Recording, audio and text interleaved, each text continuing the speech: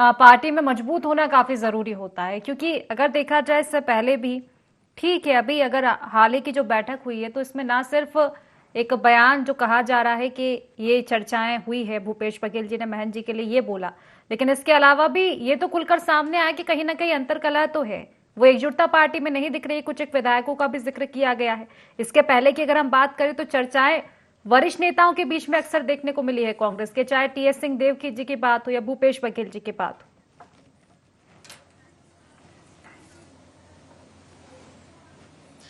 जी, निश्चित रूप से कांग्रेस में जब जब भी एकता के प्रयास होते हैं तो कहीं ना कहीं उसमें अनेकता जो है वो नजर आने लगती है। कहीं ना कहीं उनके आपसी जो स्टेटमेंट अलग अलग होते हैं, और ये शायद कांग्रेस का आंतरिक लोकतंत्र भी है जो इस तरह से एक दूसरे की आलोचना करने का उनको अवसर देता है, और वो चीजें कहीं ना कहीं से मीडिया में भी आ जाती हैं और ये मुद्दा बन जाता है। तो मुझे लगता है इस बार भी ऐसा ही हुआ है कि उनके प्रदेश प्रभारी जैसे आते हैं पायलट यहाँ मीटिंग लेते हैं, और उसमें सारे बड़े नेता आते हैं और अपने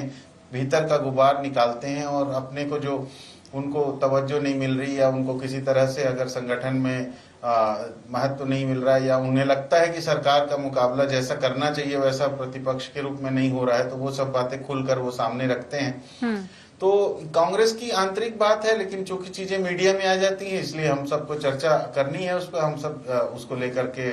बात कर रहे हैं अभी। और ये देखना होगा कि वाकई में क्या नेता प्रतिपक्ष उस तरह से सरकार पे हमलावर नहीं है, या फिर पिछले बार क्योंकि विधानसभा में तो उन्होंने अपने तेवर दिखाए थे, और जो भारतमाला परियोजना के भ्रष्टाचार को उजागर करने में और दूसरी चीजों को लेकर के जो कार्यवाहियां हुई थी वो उनके मुद्दों को उठाने के कारण ही हुई थी। लेकिन अभी वर्षाकालीन जो सत्र विधानसभा का शुरू होने वाला है उसमें कितने सरकार के ऊपर किस तरह से हमलावर होते हैं नेता प्रतिपक्ष और उनकी टीम, ये देखना होगा, और इसके बाद ही समझ में आएगा कि क्या वाकई कोई जुगलबंदी है या फिर सरकार के प्रति नेता प्रतिपक्ष सतर्क रूप से हमलावर हो रहे हैं।